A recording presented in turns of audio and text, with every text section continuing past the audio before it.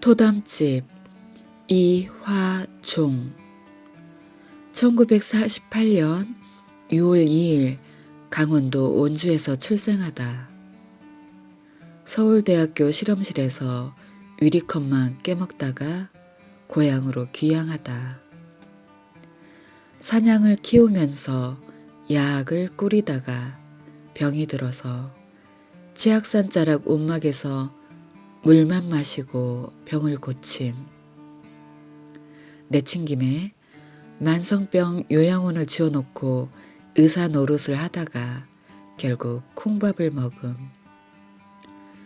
영혼의 평안을 찾아 들어간 감리교 신학대학에서 서양 신학자 이름만 외우다가 나옴. 신을 만나러 인도에 갔으나 메마른 땅 구경만 하다가 돌아옴. 지금은 산촌에서 나무를 다듬으며 그동안 보고 들은 것들을 털어버리고 사는데 아직 주머니가 달린 옷을 벗지 못하고 있음.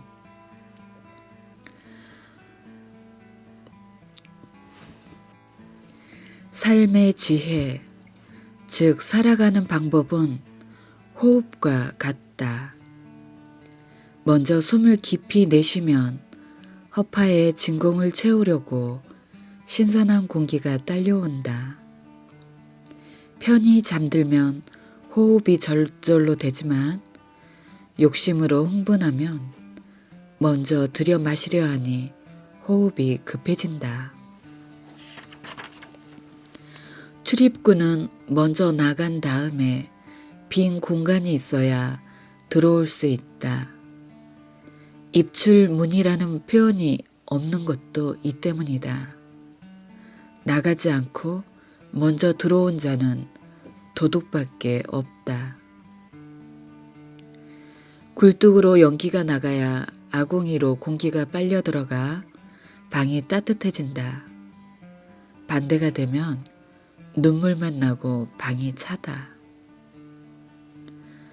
항문으로 굵은 똥을 내보내면 자연스레 입맛이 난다. 그러나 내보내기 전에 계속 먹으면 변비가 된다.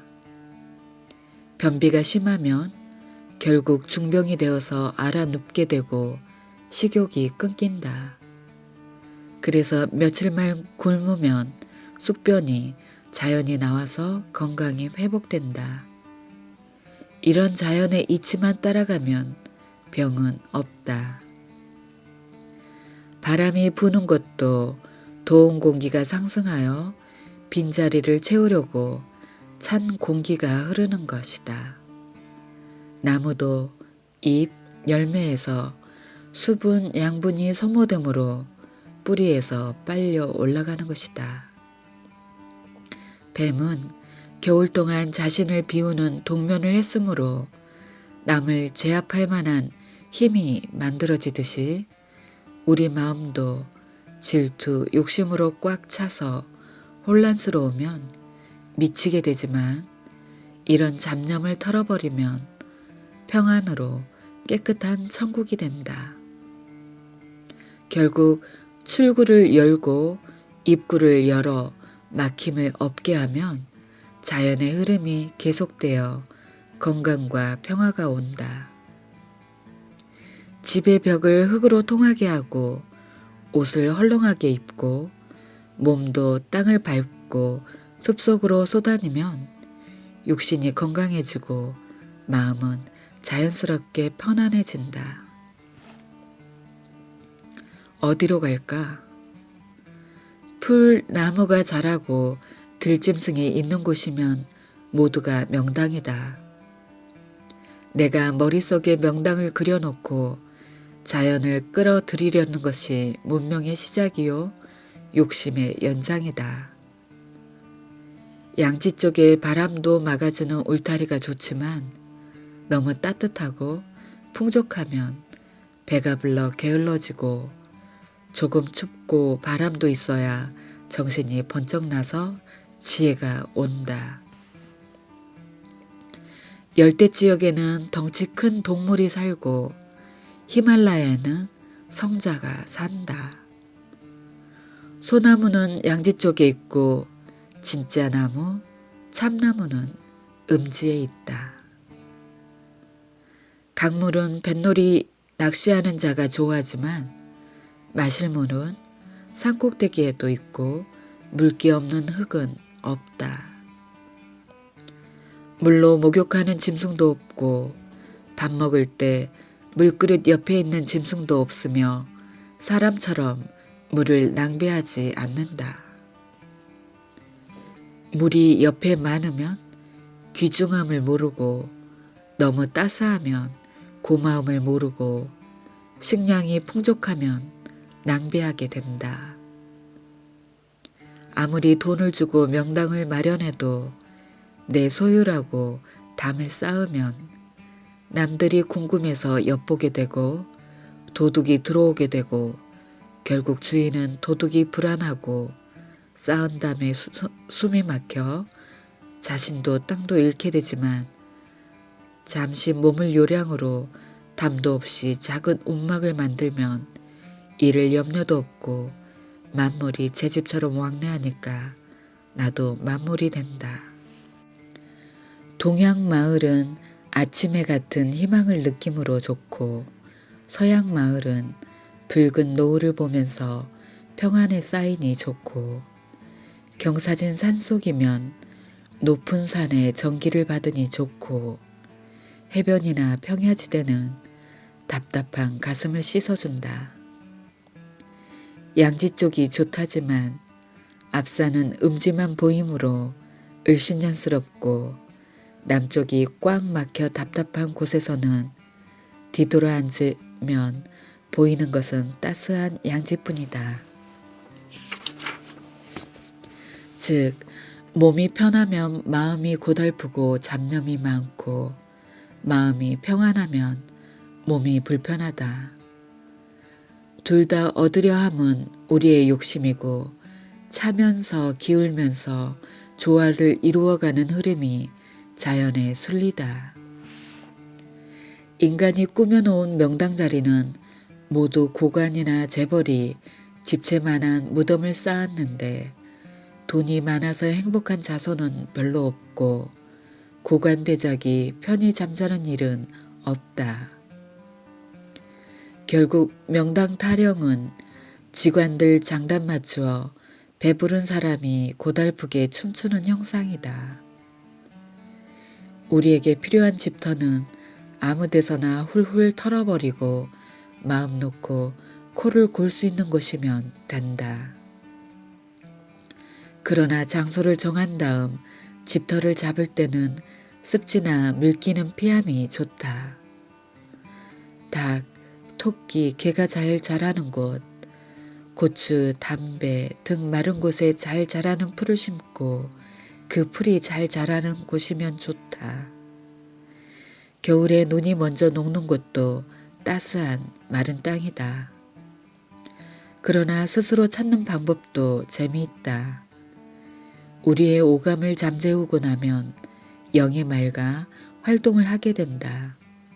이것저것 보고 들으면 잡념 때문에 골이 아프고 배부르게 먹거나 술이 취하면 생각이 무디어지고 육체가 힘들면 몸이 피곤하여 정신이 흐려진다.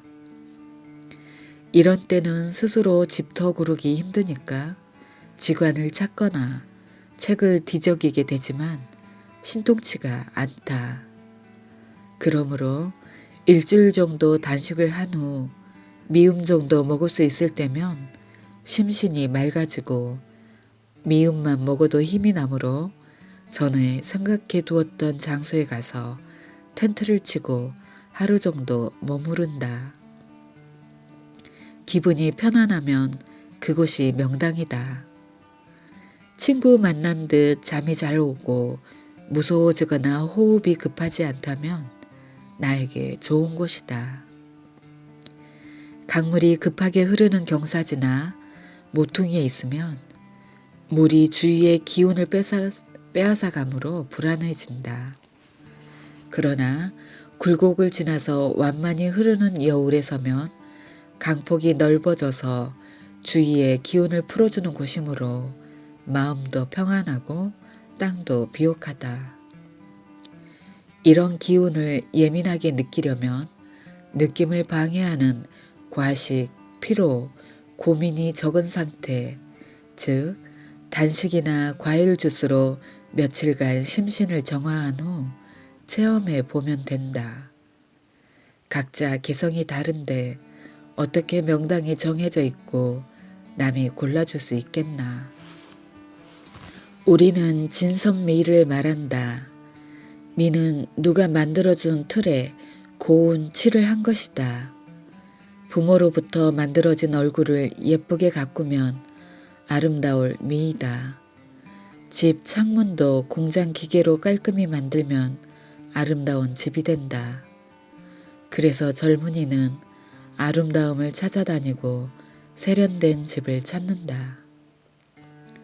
중년이 되면 집도 실용성을 중요시하고 생활도 남을 도와주며 착하게 사는 것을 꿈꾼다.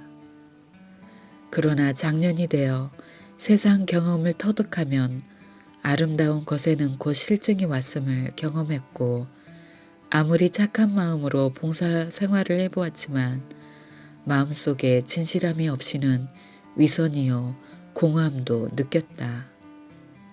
그러므로 누가 욕을 하더라도 있는 그대로 볼 수 있기를 바라고 자연 그대로 살고 싶고 집 창문도 정교하게 다듬지 말고 지게다리처럼 어수룩한 것이 좋아진다. 어수룩해야 거짓이 없고 늘 보아도 실증나지 않는다. 참으로 오묘한 지혜가 있다.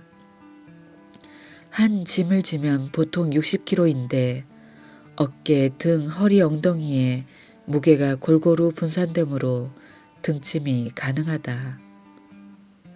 나무짐을 계속 지는 할아버지는 특히 눈과 귀가 밝고 창자가 맑다. 똥이 굵다. 띰뜨기나 욕도는 1등을 위해 건강을 위해 억지로 하는 거로 그 목적 1등이나 건강이 흐려지면 자동으로 포기하여 늙어서까지 계속하지 못한다. 그러나 촌부가 나무쯤을 지는 것은 다른 목표를 위한 지겨운 노동이 아니라 밥 갈고 밥 먹고 잠자는 일과 똑같은 사는 일, 삶이다. 좀 무겁게 한 짐 지고 오자면 어깨도 조여오고 허리도 아프고 허벅지, 종아리, 발목, 발바닥 모든 곳이 아프고 콧등으로 땀이 흐르지만 집에 와서 짐을 내리는 순간 모든 것이 시원히 풀린다. 남은 짐을 나른다는 일이 끝났으므로 걱정도 끝이고 온몸 아픔도 끝이고 모든 생각을 잊고 쉴 수 있다. 이것이 진정한 휴식이다. 아무리 걱정이 있어도 한낮에 밭을 메거나 지게를 메고 산으로 가면 마음이 편하다.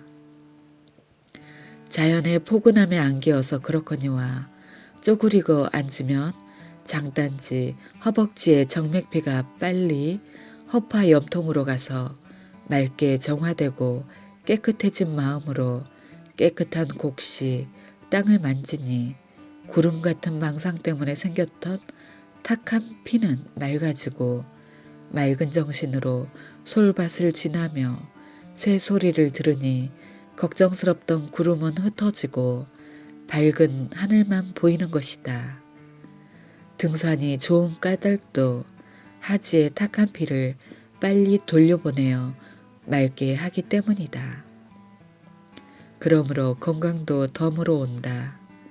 하지, 특히 발목이 튼튼하고 다리에 힘이 붙으면 할아버지가 되어도 눈이 흐려지는 일, 잘 안 들리는 일, 노망으로 손을 떠는 일, 똥을 만지는 일이 절대로 없다.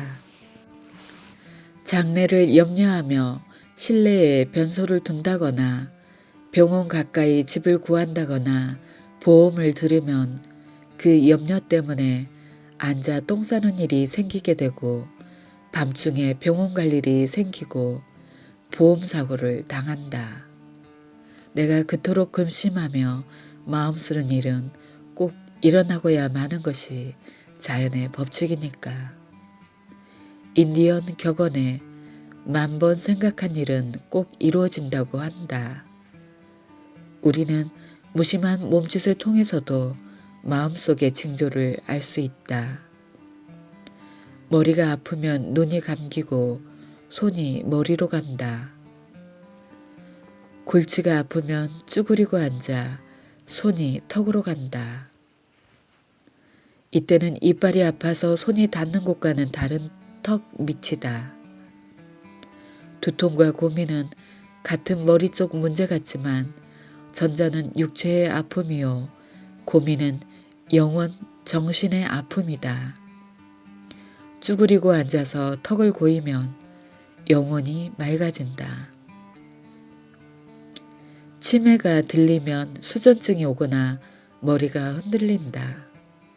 그러다가 쭈그리고 앉아 똥을 싸고 그것을 벽에 바르고 맨정신으로는 그런 짓 못하니까 며느리가 들어오면 동생이 왔느냐 웬 손님이냐 하고 딴소리를 한다. 수전증, 떨림은 내 몸 어디엔가 막힌 곳이 있으니까 좀 뚫어달라는 몸의 신호이다. 문틈에 손가락이 찌이면 그냥 들고 떨지 않는가. 떨다 보면 그곳에 놀라서 막힌 피가 통과되어 흐르기 때문인 것처럼 머리와 직결되는 소장, 대장이 똥으로 막혔으니 아무리 손발 머리로 떨면서 구원을 청해도 깨닫지 못하니 최후로 정신을 잃게 해놓고 똥이 차면 머리가 맑지 못하다가 정신이 흐려져 미치는 것이 당연한 코스이다. 제 손으로 똥을 파서 벽에 발라놓는다. 똥을 싸고 나면 좀 시원하고 정신이 돌아오는데 그때 벽에 똥을 보고 깨달으라는 신호를 우리는 너무나 모르는 채 나 또 그러면 어쩌나 하고 병원, 보험 생각뿐이니 틀림없이 그렇게 되는 줄 알라. 좌우간 똥만 김밥같이 하루에 2차례 배설하고 나면 세상이 달라지고 먹구름 낀 날에도 그 너머 푸른 하늘이 있음을 믿게 된다. 이렇게 지게도 지어보고 똥도 퍼서 밭에 뿌려보고 찬밥이라도 새똥 된장으로 달게 먹다 보면 라면 생각도 안 나고 라면을 먹어도 큰 탈이 없으리라. 미국 사람 니어링은 이렇게 살다가 맑은 정신으로 단식을 하면서 죽었다. 그의 마지막 말은 굿이었다. 자신이 이 세상에 도움이 안 되면 스스로 물러간다. 유영모, 함석헌의 스승도 그렇게 끝맺으려고 산으로 갔었다. 최흥종 광주 목사도 늙어서 기력이 없어지자 남 신세 안 지고 얼마나 사나 하며 물만 먹다 보니 3달이 지나서야 죽더란다. 부모님들도 밥 먹기 힘들어서 아들은 취직하기를 바랬고 밥 매다 보니 허리는 꼬부라지고 신경통, 관절염으로 무릎조차 병이 들었다. 들풀 중에 수확이 많고 맛있는 벼 씨앗을 받아서 한 곳에 뿌려놓고 크기를 바라는 것이 우리의 논밭이다. 벼의 입장에서 보면 산촌에 띄엄띄엄 살고 싶은 곳에 있는 것을 아파트처럼 한 곳 논에 모아놓고 기르는 형상이므로 완전히 감옥 생활이고 영양을 따지면서 자꾸 먹이니까 비료만 먹고 덩치만 커지고 쓰러진다. 사람이 도시 아파트에서 고생하는 것이나 토종 들풀이 논의 밀식당에 약 범벅이 되는 것이나 똑같다. 우리는 아파트가 싫어서 건강 찾아 산촌에 오면서 채소, 벼는 똑같이 감옥 아파트 같은 밭에 비료, 약 치면서 가두어 두어야 하나? 유기농법, 자연농법, 과학농법, 무슨 법자가 붙으면 규칙적으로 구속을 가한다는 뜻이므로 진리에는 멀리 있다. 풀 열매에게 자유를 주면 억압이 풀려서 풍성해진다. 잠시 후에 더 생각해보자. 양계장의 닭의 신세가 틀림없는 감옥생활이다. 그러나 앞마당의 병아리를 보고 불쌍하다고 느끼지는 않는다. 토종닭이건 양계닭이건 알 먹고 고기를 먹지 못하면 기르지는 않을 테고 토종닭이 좀 더 건강한 알, 고기를 선사함으로 선호할 따름이다. 닭들이 인간의 간섭에 구속당하기는 정도 차이일 뿐 매일반이다. 우리가 문명에 갇혀 살면서도 구속당함을 모르는 것이나 같다. 더욱이 알을 얻기 위해 매일 먹이 주고 청소도 하는 일을 알을 얻는 이득보다는 더 손해가 많다. 또 알은 병아리가 될 생명체이지 사람이 먹어치울 식품이 아니다. 태알을 우주인이 삶아 먹는다면 기분이 좋겠는가? 알이 없으면 병아리는 생길 수 없는 절대 절명의 관계이지만 사람은 알이 없어도 건강할 수 있다. 사람에게 없어도 되는 것은 어느 것이든지 장애물이다. 고로 닭이건 송아지이건 연못 금붕어이건 올레의 제 동산 낙원으로 자유롭게 풀어주라. 금단의 열매를 따먹고 고달프게 낙원 추방됐다는 뜻도 내가 맛있는 것을 먹으려다가 먹이들이 화가 나서 독을 품으니까 같이 살 수 없다는 것이다. 그들을 내 먹이로 잡지 말고 풀어주어야만 사람은 장애 없이 더 큰 즐거움에 임한다. 소가 퇴비를 만들어준다고 우기겠지만 소똥은 소의 모기가 자라는 풀밭으로 가야 되고 요즘처럼 밭일에 기계가 쓰이는데 밭도 갈 일 없이 소만 먹이는 것은 손해만 본다. 열대어가 어항에서 할딱거리거나 선인장이 화분에서 시름시름 앓고 있는 것을 보면서도 별 느낌이 없다면 완전히 이기심에 빠져 있다고 보아도 틀림없다. 당장 장롱 속에 빵과 물병만 들고 들어가 몇 시간을 살아보라. 내가 남의 입장이 되는 것이다. 아들도 되어보고 지렁이도 풀도 물도 공기도 되어보는 일이 가능하다. 시골에 살면서 그들과 친구로 한 통에서 살면 된다. 같이 있는 시간, 생각하는 시간이 길어지면 나는 그것이 된다. 집 지키는 강아지도 감옥 생활이기는 똑같다. 세상에 개가 짖어대는데 그것 하나 해결 못하고 침입하는 도둑놈이 몇이나 되며 도둑이 무서워서 비상벨을 설치할 정도의 재물 때문에 벌벌 떨기보다는 훌훌 털어버리고 초가집에 살면 된다. 동물을 잡으면 번식조차 못하지만 풀잎 채소를 따면 그곳에서 두 입에 싹이 난다. 알곡은 스스로 떨어진다. 아무리 육식을 좋아해도 칼을 주고 돼지 목을 찌르려 하면 도저히 못할 것이다. 고기를 먹거나 돼지를 잡는 일은 똑같은 살생이요. 내가 하기 싫은 일을 남에게 시키는 일도 비겁한 일이다. 부처님도 예수님도 같은 말씀이다. 성경에 살인하지 말라 운운도 히브리 원어의 뜻을 보면 생명체의 죽임뿐만 아니라 자연의 무자비한 파괴를 금하라 이다. 고기를 먹어라 말라 하는 유치한 규제가 아니라 생명체, 자연의 균형을 이루는 기둥을 뽑아 버리지 마라. 죽이면 자연이라는 집이 한쪽으로 무너지므로 결국 죽이는 너도 치어 죽는다. 고기를 먹고 너의 몸에 병이 나는 일은 차후의 문제이다. 치아의 구조를 보고 송곳니와 다른 이빨 비율이 1대 8이므로 일주일에 하루 정도는 고기를 먹는 것이 정신 건강에 좋다고 한다.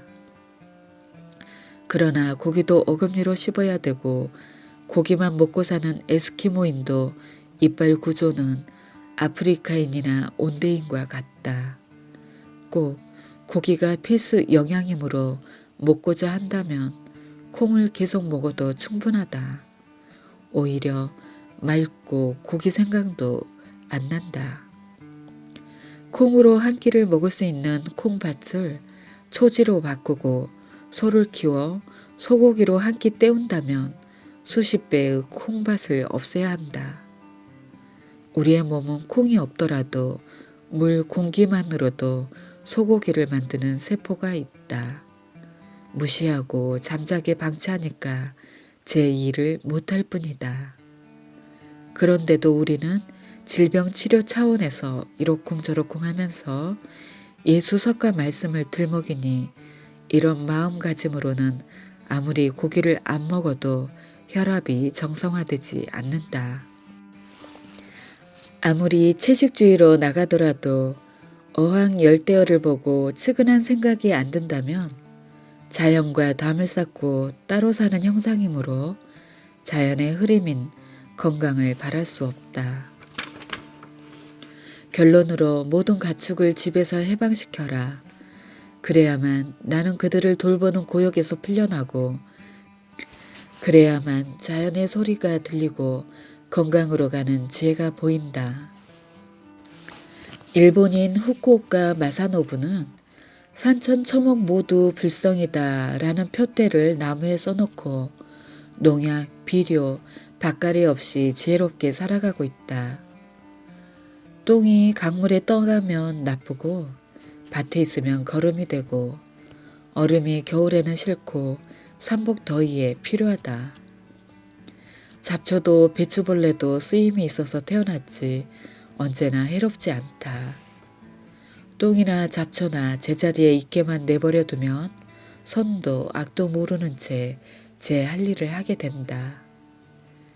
제 길로 가게 하면 힘이 안 든다.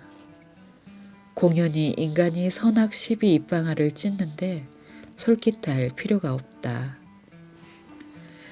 들밭에 콩만 있고 다른 풀이 없으면 외동아들 버드럽 들밭에 콩만 있고 다른 풀 잡초가 없으면 외동아들 버릇이 없듯이 의타심만 커져서 뿌리도 자라지 않고 비료만 바라고 자생력도 없어져서 약한 바람에도 쓰러진다.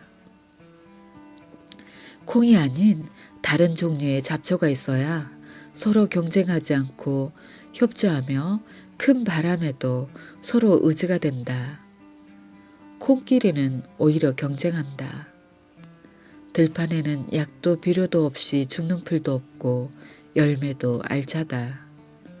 논이나 밭에 잡초가 자꾸 크는 까닭은 이 풀 저 풀 공생해야 서로가 잘 크니까 벼 대신 다른 종자를 벼 사이에 키우기 위한 신의 보살핌이다. 그러므로 줄을 띄어가며 씨를 심고 요령 있게 약 비료를 주고 키우는 일도 신의 의도와는 멀어진 것으로 결국 힘이 들게 되고 절대 진리가 아니다. 힘이 들면 억지가 된다. 그러나 이런 일은 정부 관리가 말할 수 없는 상황이 국제사회이다. 식량, 기름, 비료, 농약, 광물 등 모든 생활 물자가 자유롭게 유통되지 못하는 상태가 안타까울 뿐이요. 백해무익한 담배를 정부에서 만드는 현실이 모순된 것이니 귀가 열리고 마음이 열린 자만이 들을 수 있을 것이다. 그러면 식생활은 어쩌란 말인가? 앞집 아주머니의 오빠는 일본으로 징용당해 가다가 요행이 탈출하여 피신한 후 해방될 때까지 산에서 살았다. 해방 후 집에 왔는데 털이 많이 나서 오빠 같지 않았단다. 콩 7숟가락을 물에 불리면 하루 식량이라 하며 몸살도 없이 잘도 살더란다. 토담집을 지을 때 청년 하나가 중식 새참 때 밥 대신 쌀가루를 물에 저어 마시고도 제일 다 했고 지난 겨울 산돼지 잡으러 갈 때는 날아다니는 듯 하더란다. 성경에 왜 무얼 마실까 무얼 먹을까 걱정하느냐 들짐승도 다 먹여 살리거늘 하물며 내가 살고 있는 집 같은 인간을 왜 굶어 죽게 하겠느냐. 쓸데없는 걱정 말라. 입을 걱정 먹을 걱정 내 말만 들으면 되느니라. 내 말이 즉 하나님 말씀이 들리려면 귀를 열고 빗장문을 열고 가슴문을 열어서 안과 밖이 통해야 한다. 막히면 답답하고 통하면 시원한데 그곳이 바로 시원한 들판이고 그곳에 가면 말씀이 들린다. 말씀은 소리요. 소리는 음파 진동이요. 그것은 산들바람 윙윙 나는 벌, 새소리, 거짓도 욕심도 질투도 없는 이들의 소리가 하나님 말씀이다. 그러니까 욕심 거짓 없이 벌처럼 새처럼 하루에 콩 몇 수저만 집어오면 나도 새가 된다. 아주 적은 양으로도 살 수 있다 함을 체험하면 전부 놀랜다.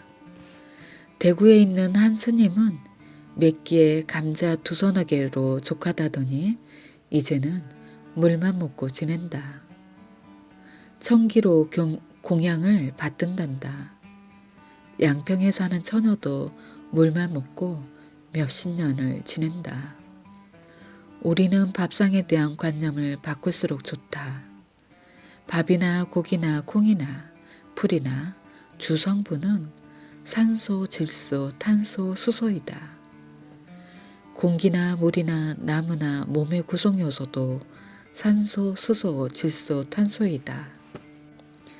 형태만 다를 뿐 근본 요소는 꼭 같으므로 식사에 얽매이지 말자. 밥은 한 달 굶어도 견디지만 물은 며칠 없으면 위험하고 공기는 10분만 없어도 죽는다. 제일 귀한 밥은 공기뿐이고 가장 흔한 것일수록 우리 몸에 좋다. 공기가 그렇고 물이 다음이고 풀이 다음, 곡식, 고기 등으로 이어짐을 생각하면 먹는 걱정이 사라진다. 가장 소중한 것은 모두 만질 수도 없고 보이지도 않는다. 몸에 가장 소중한 공기가 그렇고 행복, 평안, 사랑, 하나님, 불심 모든 것이 물체로 경직되지 않는다.